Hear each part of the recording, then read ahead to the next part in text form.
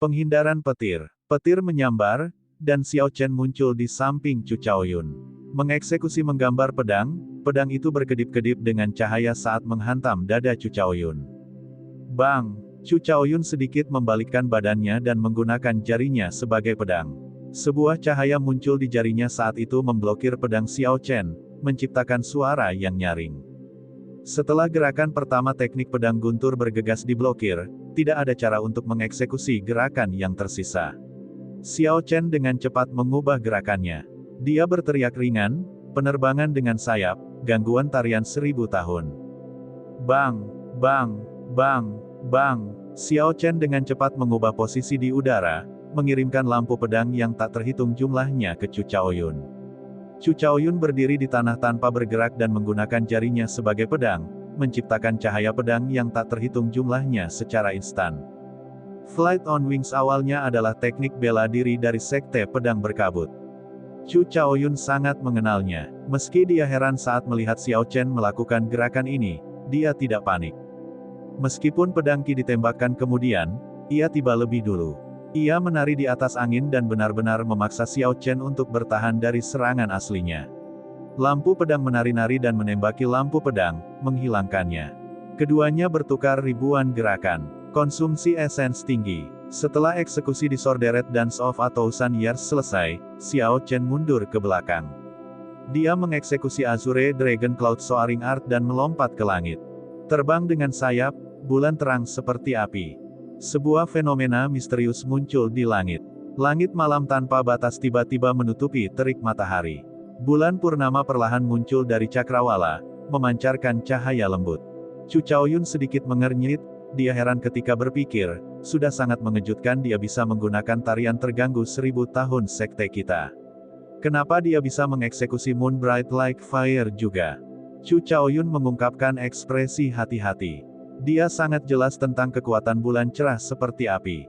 Sebelumnya, biksu pedang itu mengandalkan gerakan ini untuk menumbangkan seorang kaisar dengan tangannya sendiri. Meski begitu, dia tetap memasang ekspresi santai di wajahnya. Xiao Chen belum benar-benar memahami esensi sebenarnya dari gerakan ini, ada kelemahan yang jelas pada fenomena misterius itu. Menampilkan sedikit keahlian seseorang di hadapan seorang ahli. Chu Chaoyun tersenyum tipis. Kakak, di malam yang gelap gulita, cahaya keemasan tiba-tiba muncul. Pedang di belakang Chu Chaoyun terhunus 1 inci. Dalam sepersekian detik, cahaya keemasan muncul. Emas tak terbatas terpancar secara intens dari 1 inci pedang yang terhunus. Senjata suci. Senjata di belakang punggungnya sebenarnya adalah senjata suci. Xiao Chen merasa sangat heran ketika dia melihat cahaya yang menusuk itu. Namun, sekarang setelah fenomena misterius itu terungkap, dia tidak lagi bisa mundur, dia hanya bisa bertarung secara langsung. Chu Chaoyun berdiri dengan tangan di belakang punggungnya dan memandang Xiao Chen dengan acuh tak acuh. Dia mendengus dingin dan pedang itu kembali ke sarungnya. Cahaya keemasan yang melonjak melesat ke sekeliling, berubah menjadi gambar pedang yang tak ada habisnya. Pemandangan malam yang menutupi langit kini seperti kaca dengan banyak retakan. Setelah beberapa saat, terdengar suara merdu yang tak terhitung jumlahnya, pemandangan malam benar-benar menghilang. Bulan purnama yang belum terbit berubah menjadi ilusi dan menghilang. Sinar matahari bersinar sekali lagi. Setelah fenomena misterius itu terpecahkan, Xiao Chen memuntahkan seteguk darah. Wajahnya sangat pucat. Dia terhuyung dan hampir jatuh ke tanah. Fenomena misterius dilawan atau gerakan pedang dilawan, peristiwa ini mengakibatkan luka dalam yang paling parah bagi seorang kultivator. Ketika fenomena misterius Zhang He dipatahkan, dia dilumpuhkan oleh Xiao Chen. Chu Chaoyun melompat dengan ringan dan perlahan berjalan ke arah Xiao Chen, dia berkata, "Saya tahu Anda masih memiliki beberapa kartu truf yang belum Anda ungkapkan. Namun, aku tidak punya niat membunuhmu, setidaknya belum. Saya harap Anda tidak melakukan hal konyol. Jangan paksa saya menggunakan jurus yang saya gunakan pada Hua Yunfei. Dunia ini sangat besar, sangat menakjubkan. Namun, Anda hanya bisa menikmatinya dengan hidup. Orang yang bisa tertawa terakhir adalah pahlawan sejati." Setelah Chu Chaoyun berbicara, pedang cahaya muncul di kakinya. Dia mengayunkan pedangnya dan terbang ke langit, menghilang dengan sangat cepat. Xiao Chen meminum pil pengisian darah dan pil pengembalian Qi terlebih dahulu, lalu melihat sosok Chu Chaoyun yang mundur. Xiao Chen tersenyum pahit, ini pertama kalinya dia dikalahkan dengan begitu menyedihkan. Lawannya bahkan belum menyelesaikan gerakannya, dia hanya menggunakan setengah gerakannya untuk mengalahkannya. Xiao Chen duduk bersila dan perlahan mengedarkan mantra ilahi guntur ungu, mencerna kekuatan obat di tubuhnya. Setelah sekian lama, ketika kekuatan obat meresap ke seluruh tubuhnya, luka-lukanya hampir pulih sepenuhnya. Xiao Chen tidak ragu-ragu dan bergegas kembali. Meskipun bagian paling berharga dari Raja Singa Emas telah diambil, bagian lainnya juga berharga. Apalagi tanduk singa di kepalanya yang sudah ada sejak ratusan tahun lalu. Hua Yunfei, yang berada di kejauhan menuju pintu masuk sisa kuno, tiba-tiba melihat Xiao Chen berlari cepat. Dia mengerutkan kening dan berkata dengan kaget, meskipun tidak melihatnya hanya untuk waktu yang singkat, dia benar-benar maju ke puncak master bela diri. Terlalu berbahaya membiarkannya hidup-hidup. Kalian berdua, bawa kembali kepala orang itu. Aku akan menunggumu di sisa kuno, kata Hua Yunfei kepada dua puncak master bela diri di belakangnya. Dia merasa hal itu sangat disayangkan, dia harus menjelajahi sisa-sisa kuno dan tidak dapat melakukannya secara pribadi.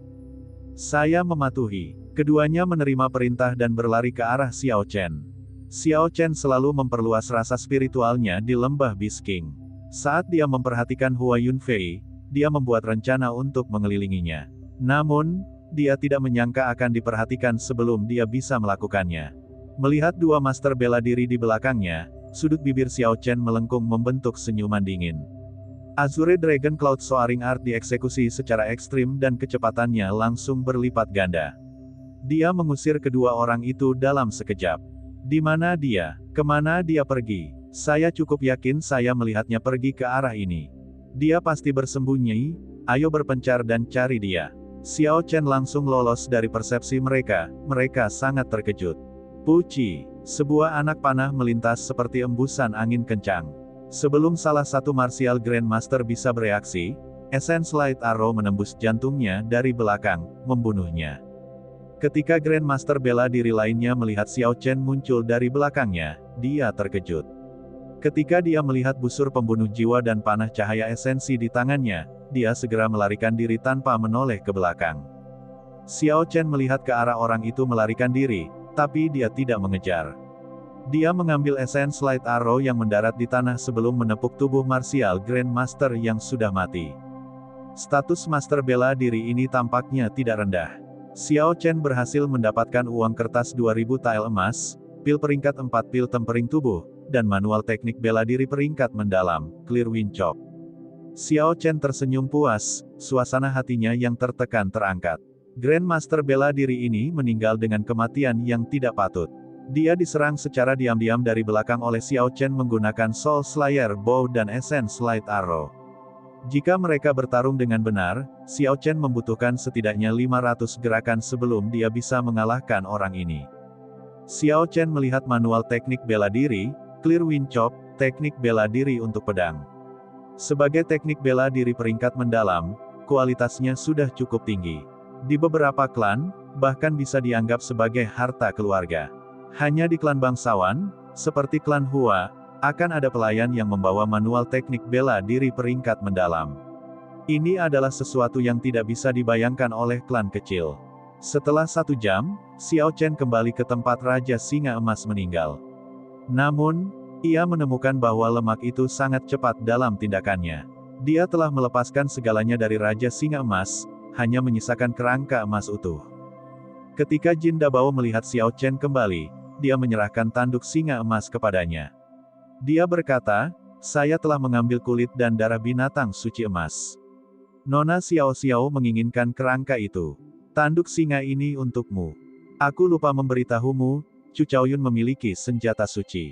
Dalam bidang kultivasi yang sama, dia tidak ada bandingannya.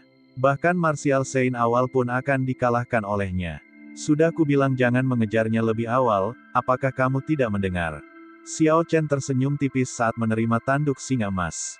Dia melihat kerangka emas raksasa itu dan berkata, bagaimana kamu akan memindahkan ini kembali?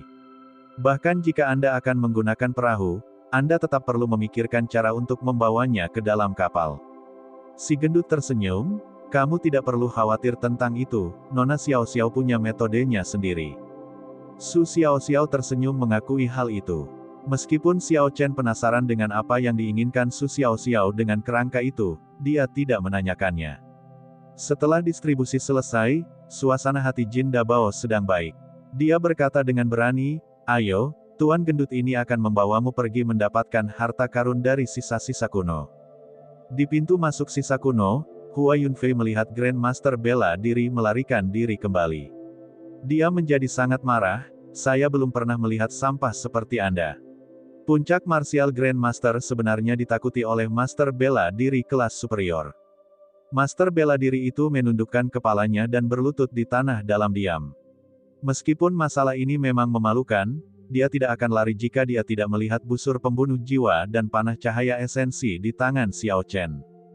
Hua Yunfei berpikir lama sebelum berkata dengan nada serius, 5 Grandmaster bela diri akan tinggal di sini. Jika kamu tidak bisa menghadapi bocah itu maka kamu bisa melupakan untuk kembali ke klan Hua. Kali ini, dia membawa 6 Martial Saint dan 6 Martial Grandmaster bersamanya. Martial Saints memanfaatkan sebagian besar kekuatan tempurnya. Kekuatan seperti itu bisa dianggap yang paling lemah di antara klan bangsawan. Untuk memastikan tidak ada yang terjadi di sisa kuno, Hua Yunfei tidak berani meninggalkan Martial Saints. Meninggalkan 5 Martial Grandmaster sudah menjadi hal yang paling bisa dia lakukan. Menggunakan 5 Grandmaster bela diri puncak untuk menghadapi satu Xiao Chen, seorang Master bela diri kelas unggul, dapat dikatakan bahwa Hua Yunfei sangat memikirkan Xiao Chen. Di bawah pimpinan si gendut, mereka bertiga menuju ke arah pintu masuk sisa kuno. Sepanjang jalan, Xiao Chen sedang mengukir tanduk singa emas yang diberikan oleh si gemuk itu. Su Xiao Xiao dan Jin Dabao sangat penasaran dengan tindakan Xiao Chen. Jin Dabao hampir tidak bisa menahan diri untuk tidak bertanya. Menggunakan tanduk emas ini untuk mengukir hanyalah sebuah pemborosan. Xiao Chen tersenyum dan tidak menjelaskan. Ada terlalu banyak bahaya yang tidak diketahui di sisa-sisa kuno. Pertarungan dengan Chu Chaoyun sebelumnya menyebabkan Xiao Chen merasa stres. Dia membutuhkan sesuatu untuk digunakan sebagai kartu asnya. Sayangnya, Xiao Chen telah secara paksa menggunakan teknik bela diri peringkat surga, kembalinya naga Azure sudah 2 kali. Jika dia melakukannya sekali lagi, dia pasti akan meledak dan mati. Kalau tidak, dia bisa menggunakannya sebagai kartu truf yang kuat. Satu-satunya hal yang bisa dia andalkan sekarang adalah mantra penganugerahan kehidupan. Xiao Chen benar-benar fokus membuat patung itu. Dia dengan hati-hati memikirkan kembali setiap gerakan Raja Singa Emas. Kita sudah sampai, si gemuk berhenti dan melihat ke lubang setinggi 10 meter di sisi gunung. Di bawah lubang terdapat banyak puing. Tidak ada seorang pun yang bisa melihat ke dalam lubang gelap itu. Udara dingin berhembus keluar dari lubang, menyebabkan semua orang merasakan rambut mereka berdiri tegak. Ini adalah rasa dingin yang menembus ke dalam hati. Xiao Chen memperluas sense spiritualnya ke dalam lubang tetapi dia menemukan penghalang tak berbentuk yang menghalangi sense spiritualnya. Ini adalah situasi yang sama dengan apa yang ditemui Xiao Chen di hutan suram. Namun, kali ini penghalang yang ditemui Xiao Chen bahkan lebih kuat daripada yang ada di hutan suram. Bahkan setelah dia membentuk rasa spiritualnya menjadi tombak emas, dia tidak mampu menembusnya. Si gendut berkata dengan agak ketakutan, "Mengapa saya merasa gua ini mengarah ke makam? Ini sangat aneh." Xiao Chen tersenyum acuh tak acuh, siapa yang tahu. Mungkin itu benar-benar mengarah ke makam. Tanah tempat orang-orang zaman dahulu meninggal, bukankah itu sangat mirip dengan kuburan? Sebenarnya tidak ada perbedaan sama sekali. Su Xiao Xiao tiba-tiba berbicara, "Ada orang yang menatap kami. Mereka ahlinya." Xiao Chen sedikit mengernyit dan memeriksa menggunakan sense spiritualnya, mengirimkannya ke segala arah. Setelah beberapa saat, dia berkata, "Itu adalah orang-orang klan Hua. Ada total 5 puncak Martial Grandmasters." Saat dia mengatakan itu, 5 Martial Grandmaster melompat keluar dari belakang. Mereka membentuk setengah lingkaran dan mengelilinginya. Ketika pemimpinnya melihat Xiao Chen bersama Jin Dabao, dia terkejut. "Kalian berdua, mohon mundur selangkah. Klan Hua kita." Penghindaran petir. Xiao Chen berteriak ringan dan muncul di samping Martial Grandmaster yang berbicara. Busur listrik melompat pada Lunar Shadow Sabre. Dia mengeksekusi drawing de sabre, menyebabkan kata-kata pria itu terputus. Si gendut itu mengumpat, "Aku menyadari jika kita bergaul dengan orang ini, cepat atau lambat, kita akan menyinggung semua klan bangsawan. Ayo kita bunuh saja mereka." Su Xiaoxiao berkata dengan acuh tak acuh. Tangannya yang ramping seperti batu giok dengan ringan memetik senar sitar. Orang yang berbicara tidak menyangka Xiao Chen begitu tegas. Dia bahkan tidak memberinya kesempatan untuk menyelesaikan kata-katanya dan langsung menyerang. Puci. Dia mundur ke belakang tetapi Xiao Chen masih berhasil melukai dadanya. Gelombang listrik pada Lunar Shadow Saber langsung menembus tubuhnya, menyebabkan gerakannya melambat. Potongan Arclight. Pedang itu menciptakan cahaya busur. Segala sesuatu yang berjarak 3 meter di depan Xiao Chen terperangkap dalam cahaya busur. Saat master bela diri itu tersengat listrik, kecepatannya menjadi sangat lambat. Dia tidak bisa bereaksi dan terbelah dua oleh cahaya busur. Karena kecerobohannya, puncak martial Grandmaster dibunuh oleh Xiao Chen dalam 2 gerakan. Ini adalah kekuatan dari teknik saber guntur bergegas. Selama dia berhasil melakukan langkah pertama, bahkan orang dengan tingkat kultivasi yang lebih tinggi pun dapat terbunuh. Serangan tubuh cenderung. Xiao Chen berbalik dan mencondongkan tubuhnya sebelum maju ke depan.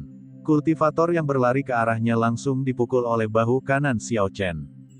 Orang itu awalnya berusaha mengapit Xiao Chen, menyerangnya dari depan dan belakang. Namun, dia tidak menyangka Xiao Chen akan membunuh master bela diri puncak dalam 2 gerakan sebelum berbalik untuk menyerangnya. Dia tertangkap basah dan dipukul mundur oleh Xiao Chen. Dia mundur 2 langkah dan melakukan yang terbaik untuk mengatasi kekuatan mengerikan itu. Dia merasakan ketakutan di dalam hatinya, sungguh tubuh fisik yang mengerikan. Xiao Chen maju 2 langkah dan menghantamkan tinju kanannya. Angin bersiul dan guntur menderu, sebelum pria itu bisa berdiri dengan stabil dan menenangkan aliran darah dan ki di tubuhnya, dia terpaksa bertahan. Terdengar suara berderak. Setelah ditempa oleh guntur surgawi dan 7 kelopak bunga 7 daun, Xiao Chen mampu menghancurkan tangannya menjadi bubur. Ah! Pria itu berteriak kesakitan. Ketika dia melihat tangannya yang lumpuh, wajahnya dipenuhi rasa terkejut. Pedang itu menyala, dan saat perhatiannya teralihkan, Xiao Chen menggambar pedang untuk membaginya menjadi 2 bagian. Xiao Chen tidak mengungkapkan ekspresi apapun di wajahnya. Dia mengeluarkan busur pembunuh jiwa dan memasang essence light arrow ke dalamnya. Dia mengumpulkan kekuatan besar di tangan kanannya dan menarik busurnya ke belakang hingga menyerupai bulan purnama.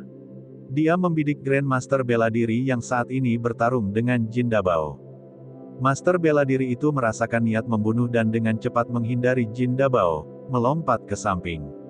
Xiao Chen menutup matanya dan mengunci hatinya menggunakan sense spiritualnya. Puci. Essence Light Arrow dilepaskan dan menjadi seberkas cahaya, itu menembus target yang dituju. Master bela diri itu memuntahkan seteguk darah dan jatuh ke tanah. Sua-sua. Tangan Xiao Chen bergerak terus-menerus dan menembakkan 2 Essence Light Arrows lagi. 2 master bela diri yang tersisa tertusuk panah dan mati tanpa ada cara untuk melawan.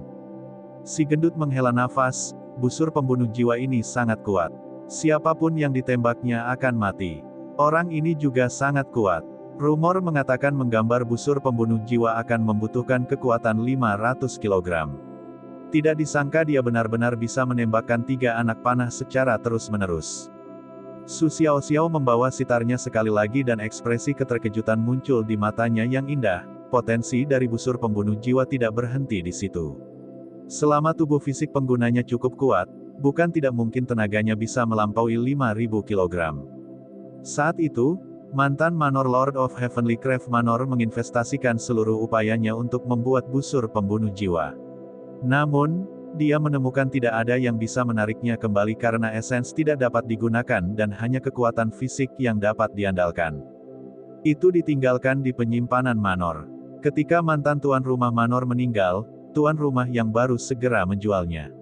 Aku penasaran seperti apa ekspresi mereka jika melihat situasi hari ini. Si gendut bertanya karena penasaran, Tuan Manor tua itu, mengapa dia membuat busur roh yang tidak dapat ditarik kembali oleh siapapun? Apakah dia tidak melakukan apa-apa setelah makan? Catatan TL, tidak ada yang bisa dilakukan setelah makan adalah pepatah Cina yang mengatakan terlalu banyak waktu luang. Su Xiaoxiao menghela nafas tidak jelas. Dia berkata dengan nada melankolis, itu agar dia bisa melunasi hutang budinya, maka dia menginvestasikan seluruh energinya ke dalamnya. Xiao Chen menyingkirkan busurnya dan mengambil Essence Light Arrows di tanah. Kekuatan busur pembunuh jiwa yang dikombinasikan dengan Essence Light Arrows jauh melebihi imajinasinya. Lebih jauh lagi, dia merasa potensi penuh dari busur pembunuh jiwa belum terwujud. Setelah dia mengambil Essence Light Arrows, dia mulai mengumpulkan rampasan perangnya, menepuk-nepuk tubuh para martial Grandmaster ini. Ketika si gendut melihat ini, dia dengan cepat mulai bersaing dengan Xiao Chen. Orang-orang ini sangat kaya, hanya mencari dua di antaranya menghasilkan 3.000 tael emas dan beberapa botol pil berkualitas. Si gemuk tersenyum bahagia sambil memegang uang kertas emas. Xiao Chen tidak bisa diganggu olehnya.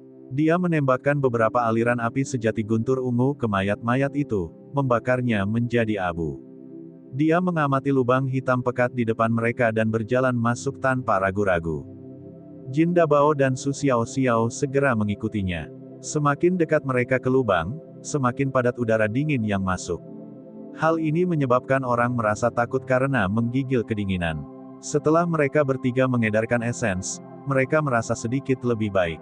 Di dalam lubang yang gelap ada jalan beraspal yang panjang. Keadaan menjadi sunyi senyap saat mereka melintasi jalan setapak. Mereka bertiga tidak mengatakan apapun, bahkan si gendut yang cerewet pun tetap tutup mulut. Mereka bertiga berjalan dalam jangka waktu yang tidak diketahui sebelum sebuah titik cahaya muncul di hadapan mereka. Xiao Chen merasakan kegembiraan di hatinya dan dia meningkatkan kecepatannya. Setelah beberapa saat, sebuah istana bawah tanah yang luas muncul di depan semua orang.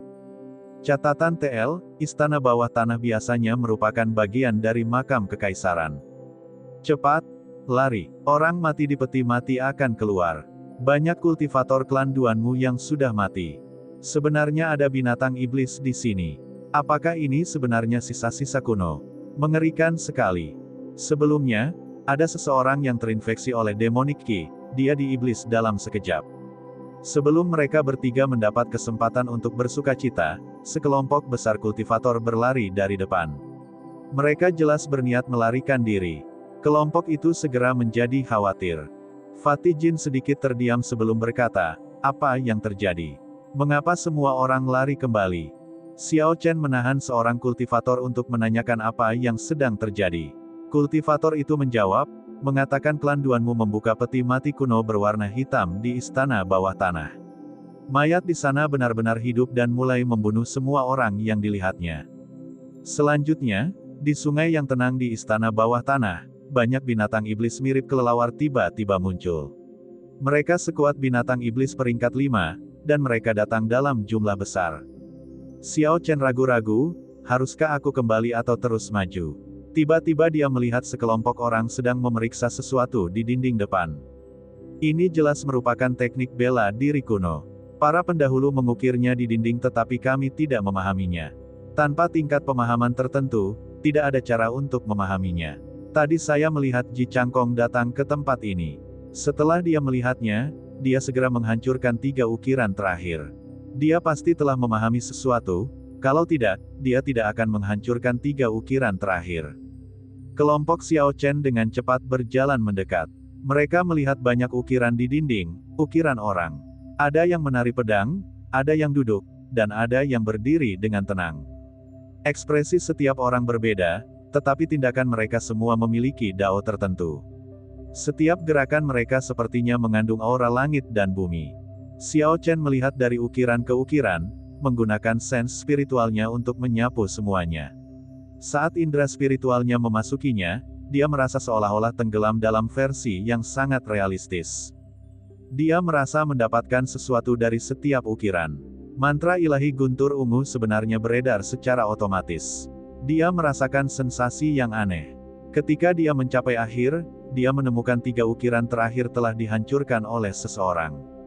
Sepertinya Ji Changkong telah memperoleh pemahaman di sini, dan itulah mengapa dia menghancurkan mereka. Xiao Chen merasa menyesal saat berkata. 3 nafsu keinginan yang paling penting telah dihancurkan. Peredaran mantra ilahi guntur ungu juga terhenti. Perasaan misterius yang dia miliki juga lenyap. Meski begitu, Xiao Chen merasakan esens di tubuhnya menjadi lebih melimpah. Ranah budidayanya sebagai master bela diri kelas unggul menjadi lebih kokoh. Su Xiaoxiao tiba-tiba membuka matanya. Dia berkata dengan heran, ini adalah gambar pemahaman Sage Dao. Orang-orang di dalamnya adalah orang bijak yang benar-benar ada di zaman kuno. 3 gambar pemahaman Sage Dao terakhir dihancurkan oleh Ji Changkong. Jika tidak, akan lebih mudah untuk melihatnya. Si gendut itu menatapnya lama sekali dan dia tidak bisa melihat Dao apapun di dalamnya. Dia berkata dalam suasana hati yang buruk, apa yang bagus dari gambar pemahaman Dao ini? Ini bukan teknik bela diri. Orang yang mengukir ini tidak bermoral. Dia bisa saja mengukir gambar penganugerahan Dao. Bukankah itu lebih baik? Tepat setelah si gendut berbicara, seorang sage yang duduk di dalam ukiran itu sepertinya telah mendengar hinaan dari si gendut. Kelopak matanya tampak bergerak-gerak. Ada apa? Aku baru saja melihat kelopak mata orang itu bergerak-gerak. Apakah aku melihat hantu? Aku juga melihatnya. Bang! Energi yang tampaknya melampaui ruang dan waktu dikirimkan. Semua orang merasa terpesona, pada saat mereka bereaksi, mereka melihat lemak itu berjatuhan ratusan meter jauhnya. Dia bahkan berguling terus-menerus sambil berteriak kesakitan. Semangat Sage terwujud. Tatapan dari puluhan ribu tahun yang lalu sebenarnya sangat menakjubkan. Ini sangat mengerikan. Meskipun Sage sudah mati, kekuatan sucinya masih ada. Bahkan setelah 10.000 tahun, ia belum memudar. Memang benar, lihatlah si gendut mesum itu. Di hadapan Sage, dia pastilah eksistensi seperti sampah. Xiao Chen bergegas mendekat dan membantu si gendut itu berdiri. Bagaimana perasaanmu? Apa kamu baik-baik saja? Si gendut menepuk-nepuk debu di bajunya dan ada rasa takut yang masih melekat dalam suaranya saat dia berkata, saya melihat sepasang mata. Matanya penuh kekacauan. Sebelum saya sempat bereaksi, saya terlempar. Sial, saya tidak percaya sekelompok hantu mati masih begitu kuat. Kalian semua, enyahlah. Amarah si gendut tiba-tiba berkobar. Dia membelah kerumunan dan menuju ke dinding batu. Penusuk surgawi. Jin Dabao membuka kipas lipat emas di tangannya. Seorang sarjana emas muncul di belakangnya.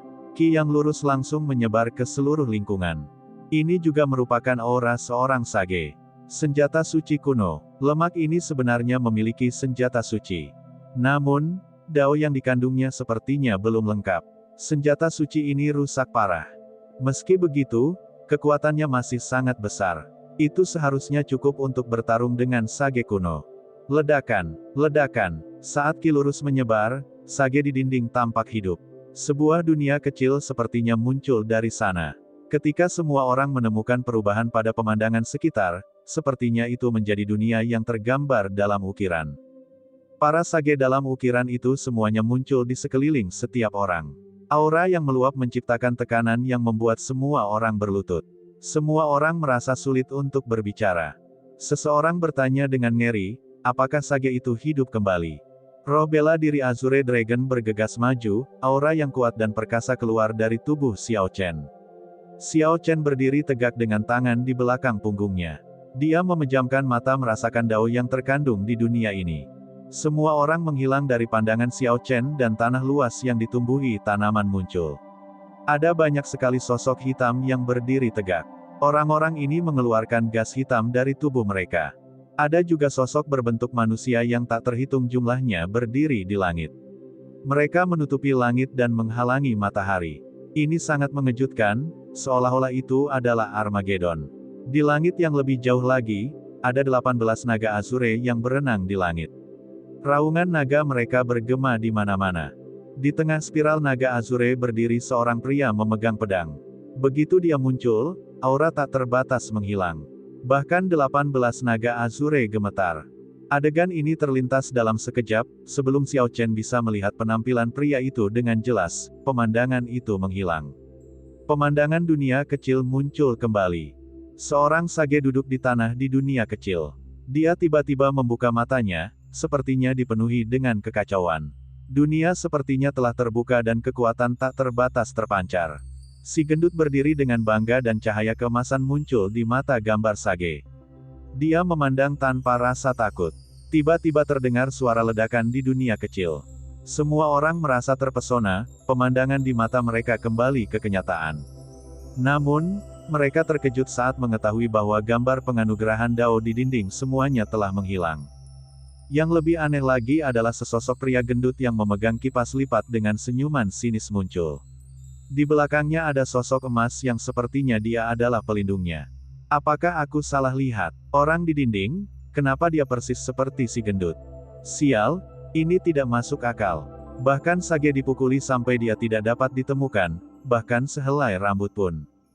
Konyol, ini sangat konyol, memikirkan Sage tidak mampu menghadapinya. Si gendut menatap kosong tidak tahu harus berbuat apa. Dia melihat sosoknya di dinding dan tidak tahu apa yang sedang terjadi. Apakah itu benar-benar aku, Tuan Gemuk? Xiao Chen perlahan berjalan mendekat dan tersenyum, berhentilah meragukannya. Selain kamu, apakah ada orang lain yang centil seperti kamu? Hanya dengan melihat senyumannya, kamu tahu itu pasti kamu. Su Xiao berjalan perlahan dan tersenyum tipis, tidak perlu khawatir.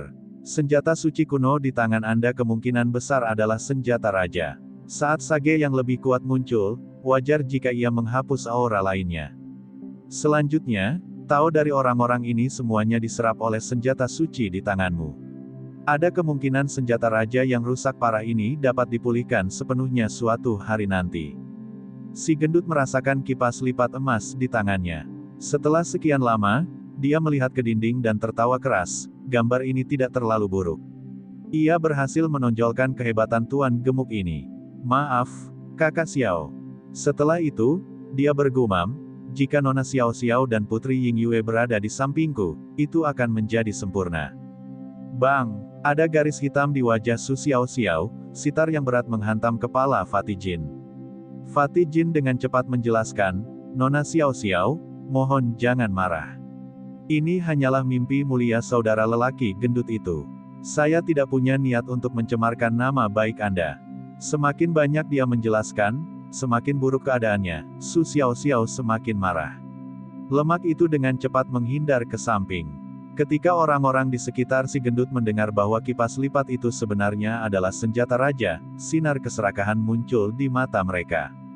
Ketika si gendut menyadari situasinya, dia berteriak dengan marah, apa yang kamu lihat? Apakah kamu percaya Tuan Gemuk ini akan memotong dagingmu saat kamu masih hidup? Cepat, berlari, lemaknya akan mencabut rambut lagi. Dasar mesum. Penonton memikirkan reputasi si gendut dan juga mendengar ancaman dalam kata-katanya. Mereka segera menghilangkan keserakahan mereka terhadap senjata raja dan melarikan diri. Ketika si gendut mendengar itu, dia sangat marah, dia gemetar. Dia berteriak keras, siapa yang bilang begitu? Diam, jika berani, jangan lari. Brengsek, Tuan Gemuk ini bukan orang seperti itu. Xiao Chen menahan keinginan untuk tertawa dan menepuk bahu si gendut, berhentilah berteriak, semua orang sudah takut padamu. Ayo pergi. Saya sebenarnya bukan orang seperti itu. Xiao Chen, kamu harus percaya padaku. Si gendut menjelaskan dengan keras. Tidak apa-apa, kakak mengerti kamu. Orang-orang ini tidak cukup cerdas, mereka tidak dapat memahamimu. Mereka bertiga terus melangkah maju. Meskipun sejumlah besar petani pergi, mereka menemukan ada banyak petani yang memilih untuk tetap tinggal. Tak lama kemudian, mereka bertemu dengan orang-orang klan Duanmu. Klan Duanmu adalah klan bangsawan yang sangat istimewa. Roh bela diri yang diwarisi hanya muncul pada wanita. Jadi, dalam klan mereka, perempuan berkuasa atas laki-laki. Setiap kepala klan adalah perempuan. Di negara Qin besar, bahkan di benua Tianwu, mereka menonjol. Seperti yang dikatakan oleh kultivator sebelumnya, para martial saint klan Duanmu bertarung melawan sosok yang berbau seperti mayat. Area di mana mereka bertarung diselimuti oleh angin dingin, suhu diturunkan hingga ekstrim. Para penggarap di sekitarnya semuanya berdiri jauh. Mereka bisa merasakan angin dingin menerpa mereka, masuk ke dalam tubuh mereka. Mereka semua mengedarkan esensi mereka untuk bertahan melawan hawa dingin. Pertarungan ini sudah hampir berakhir. Saat Xiao Chen tiba, sosok hitam itu jatuh. Para biksu bela diri perempuan dari klan Duanmu mengirimkan aliran es dan menghantam mayat tersebut. Setelah sekian lama, esnya pecah. Kerangka ungu terungkap, serta armor pertempuran emas bersinar dengan cahaya. Ini adalah mayat Raja Bela Diri kuno. Kerangkanya telah berubah menjadi ungu, itu hanya selangkah lagi untuk menjadi seorang sage. Battle armor itu juga merupakan benda kuno. Pertahanannya pasti sangat mengejutkan. Meskipun klan Duanmu kehilangan 2 orang suci bela diri, itu sepadan. Duanmu King berjalan mendekat dan menempatkan kerangka ungu dan battle armor emas ke dalam cincin tata ruang miliknya. Lalu dia tanpa ekspresi memimpin klan Duanmu ke peti mati di samping. Duanmu King mengambil sebuah buku emas dari peti mati hitam. Dia menepuk-nepuk debunya dan dengan lembut membukanya. Saat buku itu dibuka, ia memancarkan cahaya redup. Kata-kata emas yang tak terhitung jumlahnya melayang keluar dari buku, mereka penuh sesak, seperti kitab suci. Sayangnya, tidak ada seorang pun di sini yang memahami teks kuno tersebut. Namun, dao yang berfluktuasi memberitahu orang-orang bahwa ini bukanlah objek biasa. Klan Duanmu mendapat penghasilan besar kali ini. Mereka sebenarnya memperoleh teknik bela diri kuno. Kami hanya tidak tahu teknik bela diri macam apa itu. Terlepas dari jenisnya, teknik bela diri yang dikuburkan bersama Raja Bela Diri kuno bukanlah hal biasa. Ini adalah kata-kata kuno. Saya sebenarnya tidak dapat memahami satupun dari mereka. Brengsek. Xiao Chen berpikir, kata-kata kuno yang melayang di udara ini sebenarnya adalah karakter tradisional Tiongkok di bumi. Dia segera memperhatikan dengan cermat dan mengingat semua kata yang melayang di udara. Catatan TL, Tiongkok sekarang menggunakan karakter Mandarin yang disederhanakan. Ada beberapa negara yang masih menggunakan karakter tradisional, seperti Hong Kong atau Taiwan. Jika seseorang dapat memahami aksara sederhana, maka aksara tradisional tidak terlalu sulit, keduanya terlihat mirip, meski lebih rumit. Duanmu King melihat kata-kata kuno yang melayang di udara. Dia sedikit mengernyit, bergumam pada dirinya sendiri, itu semua adalah kata-kata kuno. Saya ingin tahu apakah para tetua di klan dapat menerjemahkannya secara lengkap. Hah, saat Duanmu King hendak menempatkan teknik bela diri kuno ke dalam cincin tata ruang miliknya. Seorang martial saint berpakaian biru yang tersembunyi di antara kerumunan tiba-tiba melompat keluar dan meluncurkan dirinya ke arah Duanmu King. Martial saint berpakaian biru telah memilih waktunya dengan baik.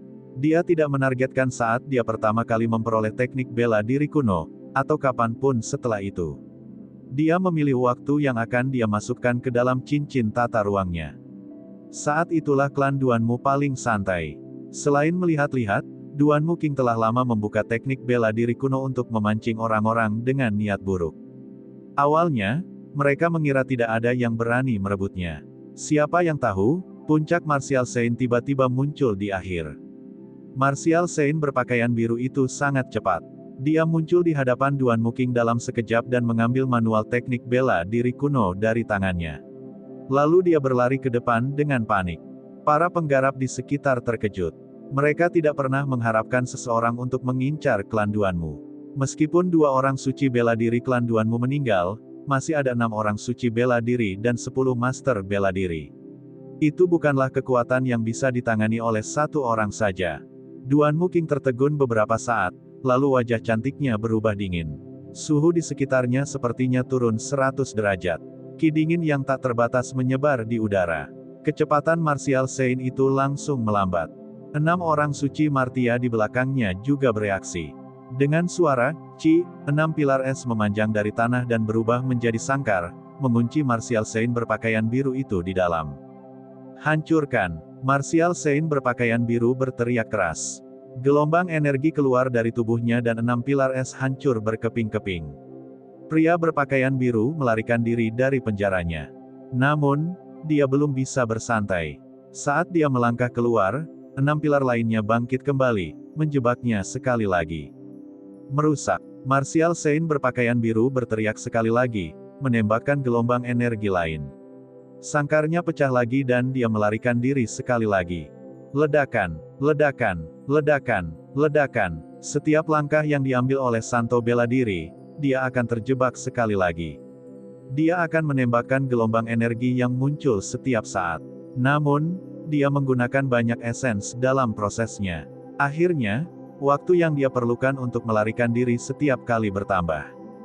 Dari yang awalnya hanya membutuhkan sekejap, dia kini mengambil beberapa napas waktu untuk nyaris memecahkan pilar es.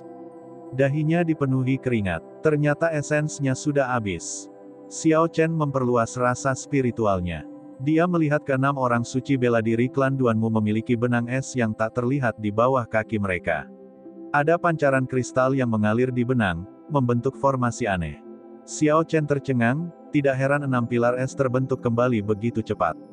Keenam orang ini bekerja bersama menjadi satu.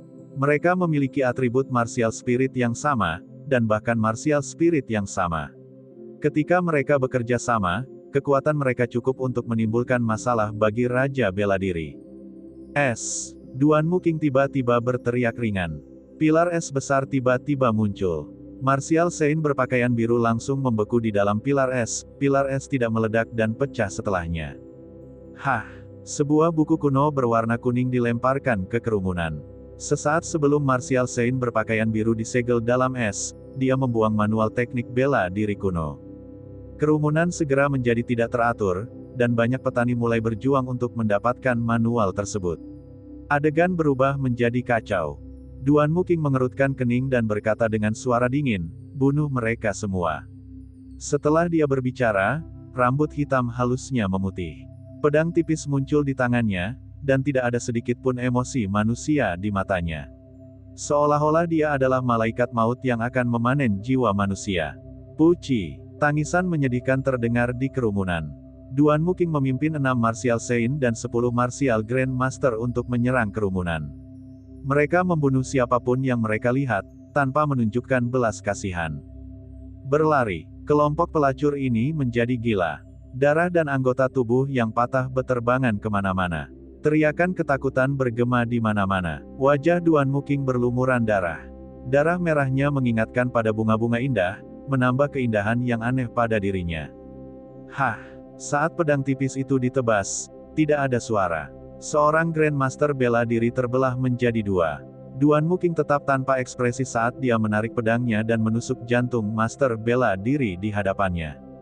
Teknik bela diri sama sekali tidak mencolok, itu sangat mudah. Setiap gerakan adalah gerakan mematikan. Duanmu King seperti mesin pembunuh. Gerakannya sangat tepat, namun memberikan kesan keindahan yang mengingatkan pada gemerlap kembang api.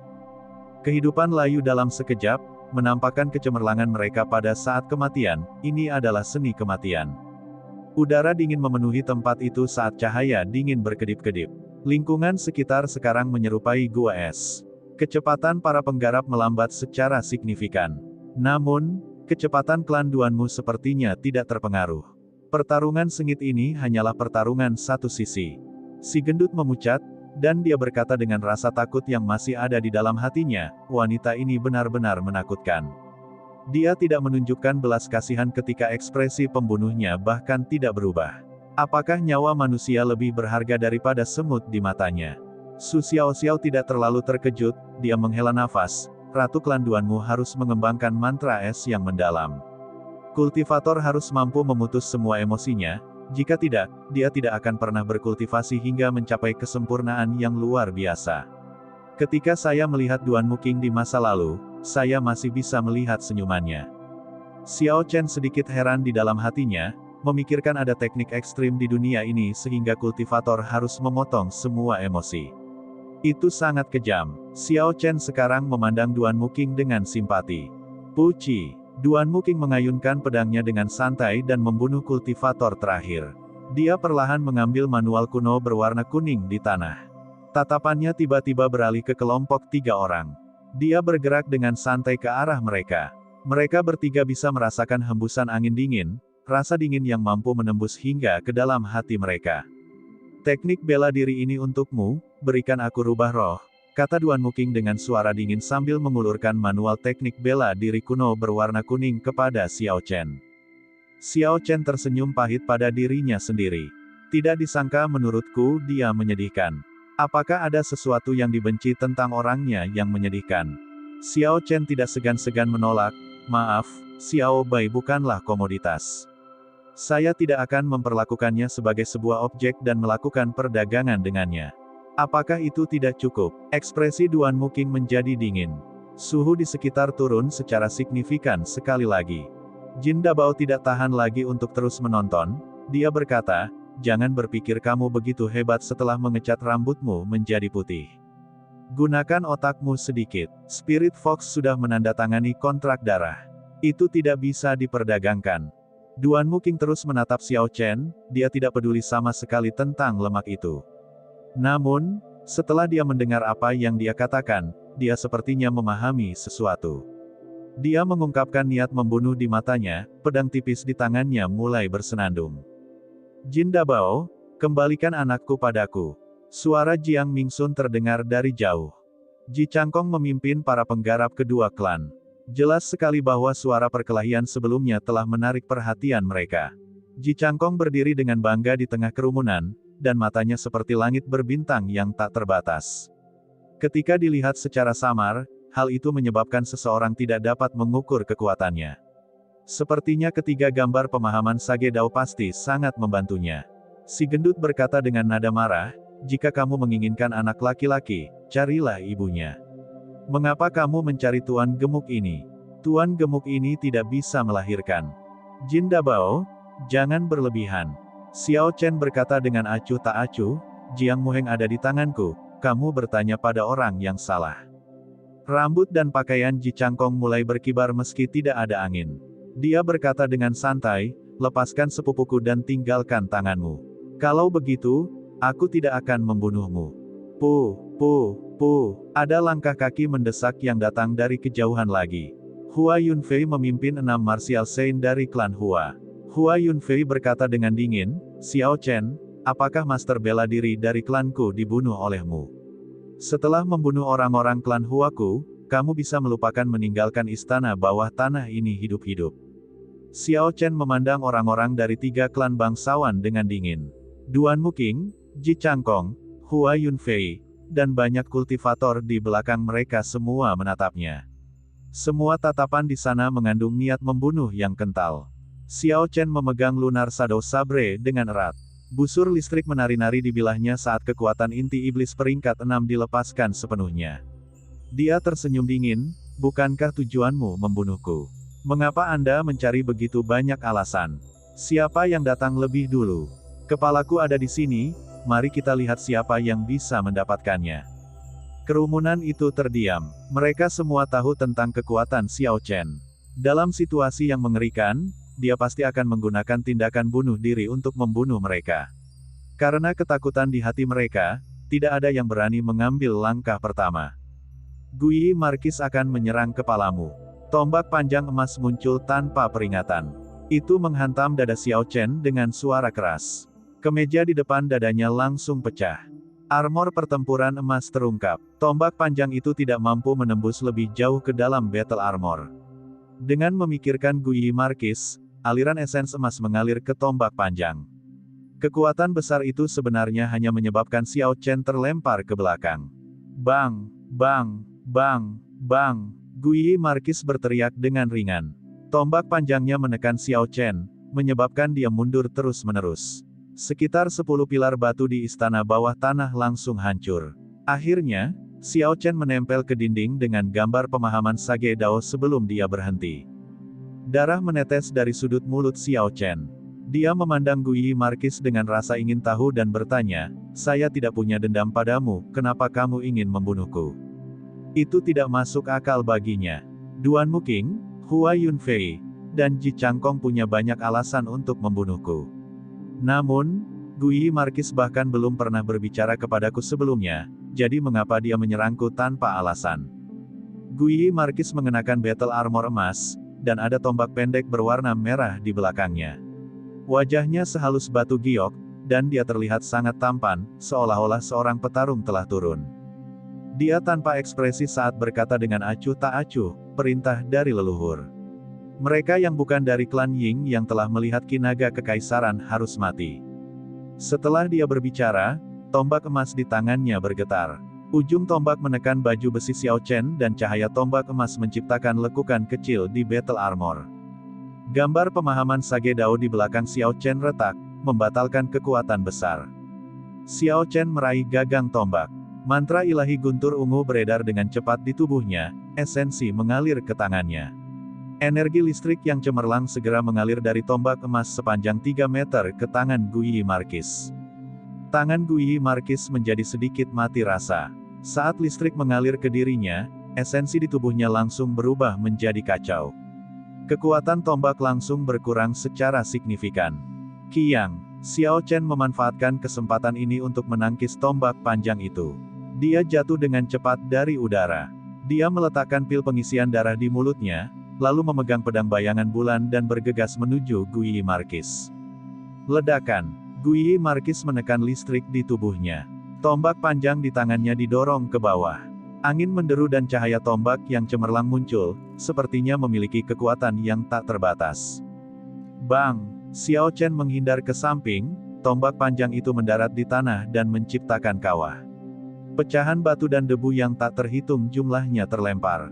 Tombak panjang itu menyapu secara horizontal, dan lapisan debunya terpisah, seolah-olah diiris menjadi 2 bagian. Tombak panjang Guyi Marquis memiliki panjang 3 meter, selain cahaya tombak, dia berhasil membersihkan radius 10 meter di sekelilingnya. Dengan area serangan yang begitu luas, Xiao Chen tidak bisa mengelak ke kiri atau ke kanan. Dia hanya bisa melompat ke udara untuk menghindar. Guyi Marquis menunjukkan senyuman manis, saat dia mundur selangkah dengan kaki kanannya dan dengan cepat menarik tombak panjangnya. Ledakan, ledakan, ledakan. Guyi Marquis menggenggam gagang tombak dan memberikan kekuatan padanya. Tombak panjang yang ditarik keluar seperti naga banjir. Ia meraung ke arah Xiao Chen di udara. Dalam sekejap, ratusan tombak tumbuh. Ketika dihadapkan dengan banyak gambar tombak emas yang mempesona, pikiran Xiao Chen berputar-putar. Dia tahu bahwa semua gambar tombak itu nyata. Mereka semua membawa niat membunuh yang tak terbatas. Begitu dia dipukul, sebuah lubang akan muncul di tubuhnya. Karena dia tidak bisa melihat melalui gerakannya, Xiao Chen sebaiknya menutup matanya saat dia fokus menggambar pedangnya. Sama seperti bagaimana dia berlatih biasanya, Lunar Shadow Saber menyala terus-menerus. Suara logam yang saling berbenturan terdengar tak henti-hentinya. Dalam sekejap, keduanya bertukar ratusan gerakan di udara. Setelah Xiao Chen mendarat, dia tiba-tiba membuka matanya dan berteriak, menggambar pedang. Lunar Shadow Saber memperlihatkan cahaya yang tersembunyi, dan menebas badan tombak dengan kecepatan yang sangat cepat. Terdengar suara merdu yang nyaring, dan tombak panjang itu bergetar di udara. Badan tombaknya ditekuk hingga menyerupai bulan sabit sebelum patah kembali. Kekuatan besar menyebabkan tangan kanan Guyi Marquis mati rasa. Tombak panjang itu memantul dari tangan kanannya. Dia pulih dari keterkejutannya dan memegang tombaknya dengan kuat sekali lagi. Ekspresi muram muncul di mata Guyi Marquis. Dia mengambil langkah berat ke depan dan menyapu lagi secara horizontal. Setelah mengalami hal ini sebelumnya, Xiao Chen tidak akan melompat untuk menghindar lagi. Dia melengkungkan tubuhnya ke belakang, dan jatuh ke tanah dengan cepat. Catatan TL, pikirkan matriks ketika Neo menghindari peluru, tetapi tanpa gerakan tangan. Tombak panjang itu menyapu tepat di depan wajah Xiao Chen. Setelah tombak panjang itu lewat, beberapa helai rambut langsung terpotong. Saat Xiao Chen hendak melakukan serangan balik, Hua Yunfei, yang berdiri di belakangnya, tiba-tiba bergerak. Dia berubah menjadi sungai darah yang bergelombang dan mengalir menuju Xiao Chen. Mata Guyi Marquis berbinar. Dia menatap dingin ke arah Hua Yunfei, yang telah berubah menjadi sungai darah. Dia menyapu tombak panjang itu menuju sungai darah. Benda itu mengandung setidaknya 1000 kg kekuatan saat ia menyapu seperti ekor naga, itu tidak bisa diblokir. Sungai darah langsung berhenti. Hua Yunfei tiba-tiba muncul kembali dan memblokir tombak itu dengan kedua tangannya. Namun, kekuatan yang terkandung dalam tombak itu terlalu besar. Hua Yunfei segera terlempar ke belakang. Dia tergelincir di tanah selama beberapa langkah sebelum berhasil berdiri dengan stabil kembali. Guyi Marquis berkata dengan dingin, "Saya, Guyi Marquis, ingin membunuhnya. Ini bukan giliranmu untuk mengambil tindakan." Hua Yunfei dipermalukan di bawah tatapan semua orang. Dia tersipu dan bayangan sosok manusia berwarna merah muncul di belakangnya. Hua Yunfei menjawab dengan suara dingin, "Guyi Marquis, apa maksudmu dengan ini? Apakah kamu mencoba memulai perkelahian?" Guyi Marquis tersenyum dingin dan mengabaikannya. Dia mengarahkan pandangannya kembali pada Xiao Chen. 200 pengawal emas di belakangnya semua langsung menghunus pedang mereka dengan tertib. Seiring dengan suara pedang yang terhunus, niat membunuh yang mengerikan meluas seketika. 200 pengawal emas yang telah mengalami perang yang tak terhitung jumlahnya menggabungkan niat membunuh mereka dan mengarahkannya ke klan Hua. Hua Yunfei dan kelompoknya semua merasakan hati mereka menjadi dingin, seolah-olah mereka dipindahkan ke medan perang berdarah. Ada banyak sekali tangisan kesakitan serta duka para prajurit sebelum kematian mereka. Suara-suara ini bergema di telinga mereka, dan itu sangat menakutkan. Hua Yunfei sangat marah tetapi dia tahu kekuatan kelompok yang dia bawa tidak cukup. Sebelum niat membunuh dari 200 master bela diri ini, dia akan menderita kerugian besar. Dia hanya mendengus dingin dan tetap diam. Dia menatap dingin pada Xiao Chen, dia akan menyelesaikan semua keluhan ini bersamanya. Kebenciannya terhadapnya semakin dalam di hatinya. Xiao Chen bangkit dan mundur 2 langkah. Dia heran melihat bagaimana Guyi Markis menangani ini. Dia tidak menyangka dia begitu sombong. Dia persis seperti rumor yang menggambarkan dirinya.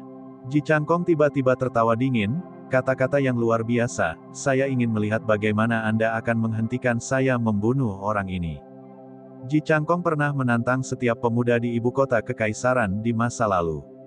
Menurut rumor yang beredar, dia melakukan pertarungan rahasia dengan Guyi Markis dan mereka bertarung imbang. Karena Guyi Markis memiliki ranah kultivasi yang lebih tinggi daripada Ji Changkong pada saat itu, Ji Changkong tidak merasa yakin di dalam hatinya. Dari situasi saat ini, nampaknya rumor duel tersebut memang terjadi. Pedang hitam muncul di tangan Ji Changkong. Langit berbintang yang cemerlang muncul di matanya. Itu tampak luas dan perkasa, kedalamannya tak terduga. Tubuhnya berubah menjadi seberkas cahaya dan dia terbang langsung ke arah Xiao Chen. Pedang di tangannya menari-nari dan cahaya bintang menembus sekeliling, itu sangat mempesona. Pedang ramping Duan Muking bergetar dan kepingan salju berkilauan yang tak terhitung jumlahnya muncul, mereka terbang ke arah Xiao Chen dengan angin dingin. Hua Yunfei mendengus dingin dan memanfaatkan kesempatan itu. Dia berubah menjadi sungai darah lagi dan mengalir ke arah Xiao Chen. Mereka bertiga melakukan gerakan membunuh mereka sendiri dan menyerbu Xiao Chen dari arah yang berbeda. Hati Guyi Markis bergetar. Dia tidak percaya diri untuk memblokir ketiganya secara bersamaan. Bahkan jika dia bisa memblokirnya, dia tidak akan melakukannya. Dia tidak bermaksud melepaskan Xiao Chen sejak awal. Dengan karakternya, dia tidak mau dibantu oleh orang lain. Guyi Markis mengambil tombak pendek merah di belakangnya dengan tangan kirinya. Dia berkata dengan acuh tak acuh, orang-orang yang aku, Markis Guyi, ingin bunuh tidak akan direnggut dari hadapanku. Dia berteriak pelan dan menginjak tanah dengan keras. Banyak retakan muncul di tanah sebelum runtuh dengan keras. Dia melompat ke depan dengan eksplosif. Ia justru berhasil menyalip mereka bertiga dalam sekejap. Xiao Chen saat ini berada dalam kesulitan. Dia tidak yakin menerima gerakan membunuh dari mereka berdua. Sekarang mereka semua menyerang bersama-sama, peluangnya terlihat buruk. Xiao Chen bersandar di dinding dengan gambar pemahaman Sage Dao. Ketika dia melihat mereka berempat tiba-tiba berlari ke arahnya, dia tersenyum dingin di dalam hatinya. Dia tidak menunjukkan rasa takut. Mantra penganugerahan kehidupan. Dia berteriak ringan dan dengan cepat mengeluarkan patung dari cincin semesta miliknya. Raja Singa Emas seukuran gunung tiba-tiba muncul di hadapan Xiao Chen. Bang! Guyi Markis, yang datang lebih dulu, menabrak tubuh Raja Singa Emas. Dia dengan cepat dipukul mundur. Xiao Chen melompat dan berdiri di belakang Raja Singa Emas. Dia memerintahkan Raja Singa Emas untuk menghentakkan kakinya dengan keras. Gelombang kejut yang kuat meluas ke sekeliling, menendang semua debu. Kekuatan besar di balik gelombang kejut langsung membuat Duan Muking, Hua Yunfei, dan Ji Changkong terbang. Ketika Guyi Markis melihat Raja Singa Emas, otaknya terasa seperti mengalami arus pendek. Dia tidak mengerti apa yang sedang terjadi. Bagaimana Raja Singa Emas ditundukkan oleh Xiao Chen. Ledakan, kaki besar Raja Singa Emas itu seperti pilar batu yang sangat besar. Sebuah kaki menginjak ke arah Markis Guyi. Guyi Markis segera melakukan jungkir balik ke belakang dan menghindar. Bang! Pecahan batu yang tak terhitung jumlahnya dikirim terbang. Sebuah lubang besar muncul di hadapannya. Cakar Raja Singa Emas bagaikan benda langit yang turun dari langit. Ia terus menginjak Guyi Markis dengan kecepatan yang sangat cepat. Guyi Markis tercengang. Bagaimana kecepatan Raja Singa Emas begitu cepat? Ketika saya bertarung dengannya, itu jelas sudah melewati masa puncaknya. Gerakannya sangat lambat. Apa yang sedang terjadi? Guyi Markis terus menghindar dalam keadaan yang menyedihkan. Hal ini berlanjut hingga akhirnya dia melangkah ke dalam celah. Xiao Chen tetap tanpa ekspresi saat dia mengendalikan Raja Singa Emas untuk terus menginjak tanah. Bang, bang, bang, bang, sebuah lubang yang dalam muncul di tanah. Tidak diketahui apakah Guyi Markis masih hidup atau mati di dasar lubang. 200 pengawal emasnya segera mengepung Xiao Chen untuk menyerang.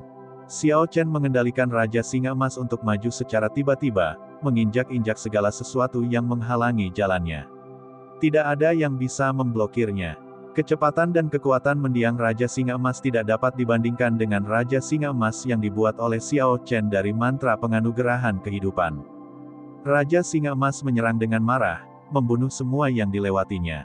Tubuhnya yang seukuran gunung terus menginjak tanah. Tanah perlahan mulai bergetar. Ada tangisan penderitaan, para pengawal emas diinjak-injak hingga menjadi bubur. Ketika 6 orang suci bela diri klan Duanmu melihat situasinya, mereka bekerja sama untuk menembakkan aliran angin yang sangat dingin ke arah Xiao Chen. Saat angin dingin berlalu, bahkan udara pun membeku. Butir-butir es kecil berjatuhan dari udara tanpa henti seperti hujan es. Puci, Raja Singa Emas mengeluarkan nyala api keemasan yang menyilaukan dari mulutnya. Angin dingin ini segera menjadi uap dan menghilang. Namun, apinya terus terbang menuju ke 6 Martial Saint. Bagaikan angin musim gugur yang meniup dedaunan, 6 biksu bela diri klan Duanmu terhempas. Mereka memuntahkan seteguk darah saat mereka menatap Xiao Chen dengan ngeri. Ledakan, 6 orang suci bela diri klan Hua semuanya bergerak sendiri-sendiri, masing-masing berubah menjadi sungai suci yang mengalir deras. Penyu naga dan segala jenis binatang abadi dapat dilihat secara tidak jelas di sungai suci. Ia memiliki kekuatan suci yang sangat besar, seolah-olah mampu menghapus dosa manusia. Xiao Chen memandang dengan dingin ke sungai suci yang mengalir deras. Raja Singa Emas mendorong kakinya dari tanah dan berlari seperti kilat. Tanah bergetar terus-menerus. Dinding batu dan pilar batu yang menghalanginya semuanya hancur saat dihantam. Mengaum, saat sudah berada di depan sungai suci, Raja Singa Emas tiba-tiba meraung keras. Gelombang suara mengguncang sekeliling, dinding batu yang tak terhitung jumlahnya berubah menjadi bubuk. Sungai suci yang luas dan mengalir deras itu dikirim ke langit sebelum mulai mengalir mundur. Itu tidak mungkin, seru 6 orang suci bela diri klan Huan. Wajah mereka dipenuhi ketakutan. Sungai suci mengalir ke tubuh mereka berenam, mengeluarkan suara, sisi, yang terus-menerus. Ketika sungai suci lenyap, ke-6 Martial Saint menjadi sangat pucat. Semua pakaian di tubuh mereka lenyap. Mereka tampak langsing. Ruang putih bersih muncul di tanah, bahkan tidak ada setitik pun debu yang tersisa. Aku akan membunuhmu. Mata Hua Yunfei menjadi merah. Pedang merah muncul di tangannya. Seorang laki-laki mengenakan pakaian merah berdiri di belakangnya. Aura jahat yang tak terbatas terpancar dari pria berpakaian merah itu. Kadang-kadang, mayat segala jenis binatang kuat yang terlihat samar-samar akan muncul di hadapannya, itu sangat mengerikan. Ledakan, cahaya pedang sepanjang 33 meter muncul di pedang itu. Batu itu mencapai sampai ke atap istana bawah tanah dan membuat lubang di dalamnya. Potongan batu yang tak terhitung jumlahnya berjatuhan dari langit. Kematian berdarah di bawah langit, mati. Hua Yunfei berteriak keras. Cahaya pedang merembes ke arah Xiao Chen. Xiao Chen memasang ekspresi tenang saat dia berteriak ringan. Tanduk emas Raja Singa Emas mengeluarkan cahaya yang cemerlang. Cahaya keemasan berbenturan dengan cahaya merah, menghasilkan suara yang bergema. Pada akhirnya, cahaya merah itu lenyap dan cahaya keemasan melesat ke langit. Itu menciptakan lubang kecil di langit-langit dan seberkas sinar matahari masuk. Cahaya keemasan ini sebenarnya bisa menembus seluruh gunung di atas istana bawah tanah. Semua orang menarik napas dalam-dalam. Betapa kuatnya ia bisa melakukan itu. Seekor burung es besar muncul dan berteriak di langit. Ia terbang menuju Xiao Chen membawa angin dingin yang tak terbatas. Nyala api yang tak terbatas mulai menyala di mata kanan Xiao Chen. Akhirnya, nyala api yang tak terbatas berubah menjadi cahaya ungu dan mengeluarkan cahaya ungu. Burung es itu terkena cahaya ungu dan segera mulai terbakar. Erangan menyakitkan datang dari burung es, dan burung es itu terbang ke arah Xiao Chen sambil terbakar. Es yang menyusun tubuhnya terus mencair. Pada saat mencapai Xiao Chen, itu telah hilang sepenuhnya. Permainan pedang astral, gaya ketiga, cahaya abadi. Ji Changkong merasakan aura menakutkan Raja Singa Emas dan tidak berani gegabah. Dia segera mengeksekusi teknik ofensif terkuatnya. Langit berbintang yang cemerlang muncul di belakangnya. Di tengah langit berbintang, ada bintang yang melambangkan dirinya. Tiba-tiba ia bangkit dan berubah menjadi pilar cahaya yang menyilaukan. Ia melesat menuju langit dan menembus gunung setinggi 1000 meter di atas istana bawah tanah. Ia terbang menuju alam semesta tanpa batas dan tiba di sisi lain. Istana bawah tanah yang gelap diterangi terang oleh cahaya abadi dari langit berbintang yang gemerlap. Puci. Cahaya tiba-tiba menghilang dan istana bawah tanah kembali menjadi gelap. Sesaat kemudian, cahaya cemerlang tak terbatas muncul di pedang hitamnya. Banyak orang kehilangan penglihatannya untuk sementara waktu. Cahaya abadi yang datang dari langit berbintang menyerbu Xiao Chen. Cahaya terang membelah kegelapan, rasanya seperti membelah malam menjadi dua bagian.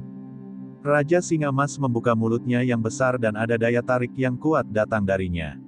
Ia menelan langit berbintang di belakang Ji Changkong. Ji Changkong memuntahkan seteguk darah dan cahaya abadi padam. Itu adalah Xiao Chen, kenapa dia berkelahi dengan orang-orang dari 4 klan besar. Terlebih lagi, dia tidak kalah. Dia benar-benar memblokir kematian berdarah Hua Yunfei di bawah langit, sayap Phoenix Es yang menyebar dari Duan Muking, dan cahaya abadi Ji Changkong, itu tidak terbayangkan. Apa yang sedang terjadi? Saya dengan jelas melihat mereka membunuh Raja Singa Emas. Bagaimana cara hidup kembali? Selanjutnya, kekuatannya pulih kembali ke kondisi puncaknya. Pantas saja dia berani menantang orang-orang dari 4 klan. Seekor binatang suci emas pada puncaknya setara dengan Raja Bela Diri. Jika keempat klan mengirim Raja Bela Diri mereka ke sini, situasi ini tidak akan terjadi. Apakah kamu tidak tahu apa itu Martial King? Jika 10 Raja Bela Diri tidak muncul, Raja Bela Diri adalah eksistensi terkuat. Dia tidak akan menunjukkan dirinya begitu saja. Terlebih lagi, ketika Raja Bela Diri bertarung, gelombang kejut yang disebabkan oleh pertempuran tersebut akan mencakup area yang luas. Bahkan martial science tidak dapat menahan mereka. Pertarungan yang menggemparkan dunia menciptakan aliran suara tercekik yang tak henti-hentinya. Itu menarik semua penggarap di istana bawah tanah. Namun, mereka tidak menyangka akan melihat pemandangan seperti itu. Xiao Chen memerintahkan Raja Singa Emas untuk bergegas menuju Jin Dabao dan Su Xiaoxiao. Dia berteriak keras, "Ayo!"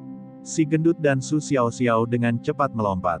Xiao Chen menelan pil pengembalian ki lainnya, ini sudah menjadi pil pengembalian ki yang ketiga, tetapi esensinya masih terkuras dengan sangat cepat, seolah-olah itu adalah sungai yang mengalir deras. Mengontrol Raja Singa Emas menghabiskan esensi Xiao Chen dalam jumlah besar, lebih dari yang dia duga. Jika dia tidak memiliki pil untuk pemulihan esensi, seperti pil pengembalian ki, dia tidak akan mampu mengendalikan Raja Singa Emas begitu lama. Su Xiaoxiao melihat wajah Xiao Chen sedikit pucat. Dia bertanya karena khawatir, "Tuan Muda Xiao, apakah kamu baik-baik saja?" Xiao Chen tersenyum tipis, "Aku baik-baik saja, aku masih bisa bertahan. Berdiri kokoh, aku akan segera keluar." Xiao Chen meniup peluit panjang, dan Raja Singa Emas mulai berlari kencang. Tubuhnya, yang seukuran gunung kecil, menyerbu ke depan, menghancurkan semua yang dilewatinya. Puci, Guyi Markis melompat keluar dari lubang yang dalam, tatapannya setajam tombak. Seekor naga emas bangkit dari belakangnya dan meraung. Seekor naga yang besar dan perkasa mungkin dimasukkan ke dalam tombak panjang saat dia menusukkannya ke Xiao Chen, mengaum dengan marah saat menyerang. Roh bela diri Azure Dragon meraung di area dantian Xiao Chen. Kekuatan binatang suci kuno itu meledak. Xiao Chen menggunakan momentum ini untuk menghunus pedangnya, mencegat tombak Guyi Markis dengan dentang keras. Hua Yunfei memelototi Xiao Chen di kejauhan dan berteriak keras, "Xiao Chen, kamu bisa lari hari ini tapi kamu tidak bisa lari selamanya. Klan Hua akan mengeluarkan perintah pembunuhan di seluruh provinsi Dongming. Tidak akan ada tempat bagimu di provinsi Dongming." Ji Changkong berkata dengan dingin, "Mulai hari ini, tidak akan ada tempat bagimu di Provinsi Nanling. Guyi Markis berteriak, dengan otoritas saya sebagai seseorang dari klan kekaisaran, saya menjatuhkan hukuman mati. Mulai hari ini, tidak akan ada lagi tempat bagimu di dunia ini. Semua orang terkejut, ketiga klan bangsawan semuanya memerintahkan kematian orang yang sama. Hal seperti ini belum pernah terjadi sebelumnya dalam sejarah bangsa Qing besar. Xiao Chen adalah yang pertama dalam 1000 tahun terakhir, namun ini bukanlah hal yang baik. Diincar oleh tiga klan bangsawan membuat peluang hidupnya menjadi sangat buruk. Xiao Chen tersenyum dingin pada dirinya sendiri. Dia mengeluarkan Jiang Muheng dari cincin semesta dan melemparkannya ke udara. Kemudian, dia menembakkan aliran api ungu dan membakarnya menjadi abu dalam sekejap. Muheng. Jiang Mingsun berteriak dengan ekspresi sedih ketika dia melihat Jiang Muheng berubah menjadi abu. Ji Changkong menjadi pucat saat melihat sepupunya tiba-tiba meninggal. Dia berkata dengan suara dingin, jika aku, Ji Changkong, tidak dapat membunuhmu secara pribadi, aku bukan manusia. Kamu tidak perlu membunuhku. Jika surga tidak membiarkanku memadatkan jiwa bela diriku sampai aku berusia 15 tahun, aku tidak akan mundur dengan cara yang menyedihkan hari ini. 3 tahun, yang aku butuhkan hanyalah 3 tahun, dan aku secara pribadi akan membunuh klanmu. Duan Muking, Hua Yunfei, Ji Changkong, dan Guyi Markis mencuci leher Anda sebagai persiapan. Aku akan datang menjemputmu dalam 3 tahun. Suara Xiao Chen terdengar dari jauh, mencapai telinga orang banyak. Itu bergema tanpa henti, 3 tahun dari sekarang, aku akan membunuhmu secara pribadi. Orang ini benar-benar kurang ajar. Dia sebenarnya berani menantang klan bangsawan sendirian. Itu adalah klan yang telah bertahan selama ribuan tahun. 3 tahun terlalu lama, bahkan tidak ada kepastian apakah dia bisa hidup selama itu. Jika dia mampu, dengan bakatnya, itu akan mengejutkan semua orang. Kalau dipikir-pikir, Provinsi Dongming kita sudah lama tidak semarak ini. Orang yang sangat berani, bahkan Mu Chengshui dari Provinsi Xie tidak bisa dibandingkan dengannya. Kerumunan mendiskusikan hal ini di antara mereka sendiri, merasa bahwa hal itu tidak dapat dibayangkan. Beberapa merasa kasihan pada Xiao Chen, beberapa mengejek Xiao Chen karena melebih-lebihkan dirinya sendiri, segala macam hal dibicarakan tentang dia. Chu Chaoyun berdiri di atas pilar batu di kejauhan. Rambutnya berkibar di sekelilingnya, dan sepertinya suasana hatinya sedang baik. Dia bersembunyi di balik bayang-bayang saat dia melihat ke arah yang ditinggalkan Xiao Chen, memperlihatkan senyuman tipis saat dia melakukannya. Senjata suci di belakangnya bergetar, seolah-olah ia mencoba melepaskan diri dari sarungnya dan menembus kegelapan tanpa batas. Naga Azure, sudah ribuan tahun. Saya ingin tahu apakah Anda bisa mengejutkan saya. Xiao Chen menunggangi Raja Singa Emas, menghancurkan banyak dinding batu dan pilar batu yang tak terhitung jumlahnya. Tidak ada orang yang bisa menghalanginya. Ketika akhirnya sampai di suatu daerah di hilir, dia berhenti. Ledakan. Saat Xiao Chen kehabisan esens, Raja Singa Emas kembali menjadi patung emas. 3 orang tiba-tiba terjatuh dari udara. Su Xiao dan Jin Dabao sedikit terkejut tetapi mampu memulihkan ketenangan mereka, dan mendarat dengan kokoh. Namun, Xiao Chen seperti layang-layang yang talinya putus. Dia terjatuh dengan gemetar, dan dia tidak mampu menjaga keseimbangannya. Ketika Su Xiao melihat situasinya, dia segera bangkit dan menangkap Xiao Chen. Xiao Chen sangat pucat, dia mengucapkan terima kasih dan kemudian berjuang untuk bangun. Kemudian dia menangkap patung yang jatuh itu. Patung itu sudah retak-retak, dan jika jatuh ke tanah, akan pecah menjadi beberapa bagian. Xiao Chen melihat retakan menyebar lebih jauh pada patung itu.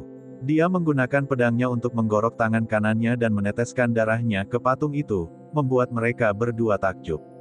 Patung emas itu sepertinya tak henti-hentinya, dan secara ajaib, menyerap darah Xiao Chen. Retakan di atasnya perlahan mulai membaik. Xiao Chen hanya bersantai setelah diperbaiki sepenuhnya. Dia tersenyum tipis, dan pingsan. Di istana bawah tanah, klan bangsawan tidak terburu-buru untuk pergi. Terlalu banyak yang terluka, dan mereka semua dirawat, serta memulihkan esens mereka. Semuanya, aku punya usul. Kita sudah mengalami begitu banyak luka, bahkan sebelum menemukan tubuh emas para sage. Mengapa kita tidak bergandengan tangan dan mencari bersama? Ji Changkong, yang duduk di tanah, menyarankan. Fenomena misteriusnya baru saja pecah sebelumnya, dan dia baru saja menelan pil obat, yang sedang dia sempurnakan. Klan bangsawan mempunyai banyak korban dari pertempuran sebelumnya. Sepertiga dari pengawal emas Markis Guyi telah tewas, dan hanya tersisa kurang dari 100 orang yang masih dalam kondisi pertempuran puncak. 6 orang suci bela diri klan Hua mengalirkan sungai suci secara terbalik, membasuh mereka hingga pakaian mereka hilang. Mereka semua menutupi bagian bawahnya dengan tangan. Hua Yunfei meminjam pakaian dengan ekspresi cemberut. 6 orang suci bela diri klan Duanmu juga terluka parah. Mereka sedang bermeditasi untuk memulihkan kekuatan mereka. Orang-orang yang tidak menderita terlalu banyak kerugian adalah klan Ji dan klan Jiang. Oleh karena itu, wajar jika Ji Changkong mengajukan tawaran seperti itu. Ketika Hua Yunfei mendengar ini, wajahnya menjadi dingin, dia berselisih paham dengan Ji Changkong dari sebelumnya. Sekarang, dia bisa memahami apa yang dia maksud dengan kata-katanya. Jelas bahwa dia ingin memimpin semua orang ke sini. Dia langsung tertawa dingin, Ji Changkong, dengan kemampuanmu kamu berharap bisa memimpin semua orang ke sini. Anda bahkan tidak mampu mengalahkan master bela diri tingkat tinggi, apakah kamu tidak malu? Ji Changkong bangkit. Kekuatan obat di tubuhnya telah diserap, dan kulitnya tampak jauh lebih baik. Ketika dia melihat Hua Yunfei, dia langsung menarik bajunya dan mengejeknya, setidaknya ini lebih baik daripada klan seseorang yang senang telanjang. Saya pikir Anda kekurangan pakaian, apakah kamu membutuhkan aku untuk meminjamkannya kepadamu? Ketika banyak penggarap mendengar ini, mereka melirik ke arah orang suci bela diri klan Hua tempat mereka bersembunyi dan tidak bisa menahan tawa. Hua Yunfei sangat marah hingga wajahnya memerah. Dia mendengus dingin dan pergi. Duanmu King melihat bahwa dia masih memiliki 6 martial saint yang terluka dan berkata dengan acuh tak acuh, klan Duanmu menyetujui saran Ji Changkong. Guyi Markis mengingat kembali battle armor dari pengawal emas yang mati sebelum menguburkan mereka. Dia berjalan mendekat dan menjawab dengan kata sederhana, setuju. Hua Yunfei memimpin 6 martial saint, yang sekarang sudah berpakaian. Meskipun dia tidak memiliki ekspresi ramah di wajahnya, dia tetap berkata, setuju. Namun, jika ada harta karun, kami membaginya berdasarkan klan, bukan berdasarkan orang. Selanjutnya, klan Jiang dan klan Ji harus dianggap sebagai satu kesatuan. Jiang Mingsun berkata dengan marah, Hua Yunfei. Apa yang Anda maksud dengan ini? Apakah Anda ingin berkelahi untuk melihat siapa yang lebih kuat atau lebih lemah? Tepat setelah Jiang Mingsun berbicara, 6 martial saint dan 20 martial grandmaster mengambil posisi bertarung. Dengan kekuatan Hua Yunfei saat ini, dia berada dalam posisi yang kurang menguntungkan. Ji Changkong tersenyum tipis dan menarik Jiang Mingsun ke samping. Dia berkata, klan Jiang memang lebih rendah dari klan lain dalam hal status.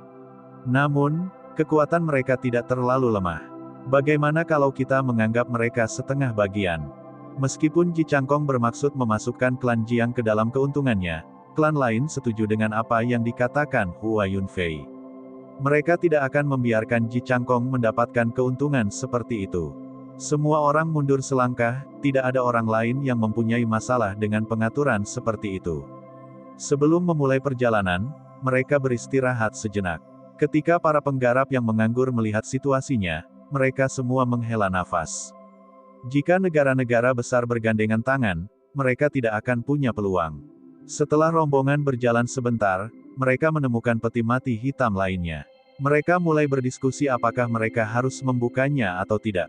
Akhirnya, Guyi Markis berkata, saya telah membuka banyak peti mati seperti itu. Itu semua adalah peti mati Raja Bela Diri. Meski nilainya tinggi, namun tidak sepadan mengingat risikonya. Lebih baik kita menemukan peti mati para sage. Ketika orang banyak mendengar ini, mereka semua merasa itu masuk akal. Klan bangsawan lainnya juga telah membuka peti mati seperti itu sebelumnya. Mereka tahu bahwa mereka hanya berisi Raja Bela Diri kuno. Sekarang setiap klan terluka, tidak perlu membuang energi mereka untuk detail kecil ini. Di tengah perjalanan, mereka menemukan banyak peti mati berwarna hitam. Semua orang segera meninggalkan semuanya. Setelah berjalan selama 2 jam, mereka menemukan sebuah sungai yang mengeluarkan zat gas berwarna hitam. Suara aliran sungai terdengar terus-menerus. Gas hitam di atas sungai tampak sangat aneh. Ji Changkong mengulurkan tangannya dan menarik sebagian gas hitam ke telapak tangannya. Dia mengamatinya dengan cermat. Gas hitam itu terus bergerak, mencoba masuk ke dalam kulitnya. Sepertinya itu hidup. Ji Changkong tampaknya memiliki penghalang tak terlihat yang menghalanginya, jadi tidak peduli seberapa kerasnya dia mencoba, dia tidak bisa masuk.